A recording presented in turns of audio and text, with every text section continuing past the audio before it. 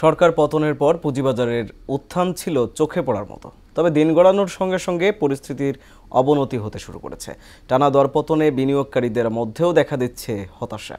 এ অবস্থায় ব্যাংকের পাশাপাশি পুঁজিবাজারেও সংস্কারের তাগিদ দিয়েছেন সংশ্লিষ্টরা। মনিরুল ইসলামের রিপোর্ট।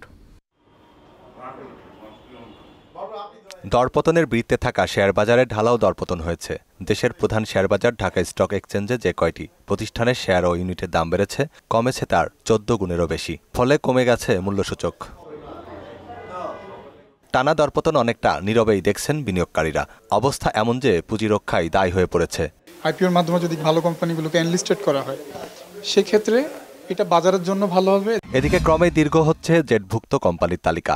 নতুন করে আরও 28 কোম্পানিকে নিম্নমান শ্রেণীভুক্ত করেছে Bangladesh securities and exchange commission. এতে জেট শ্রেণীভুক্ত কোম্পানির সংখ্যা 56 থেকে বেড়ে দাঁড়ালো 84-তে, যা পুঁজিবাজারের 21%। বাংলাদেশ সিকিউরিটি অ্যান্ড এক্সচেঞ্জ কমিশনের চেয়ারম্যানের অনৈতিক হস্তক্ষেপের ফলে মার্কেট আজকে ফল করেছে। দেশের শেয়ার বাজারে মোট তালিকাভুক্ত কোম্পানি ও মিউচুয়াল ফান্ডের সংখ্যা 397। এর মধ্যে নিম্নমানের তালিকার সংখ্যা বাদ দিলে সক্রিয় প্রতিষ্ঠানের সংখ্যা দাঁড়ায় 313-তে। এতে বাজারে আরও নেতিবাচক প্রভাব পড়বে বলে মনে করছেন সংশ্লিষ্টরা। 28টা কোম্পানিকে জেট গ্রুপে পাঠিয়ে দেওয়া হয়েছে।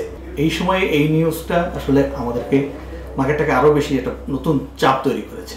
এদিকে বিনিয়োগকারীরা ভুগছেন হতাশায়। সংকট উত্তরণে শেয়ার বাজারে সংস্কার চান তারা।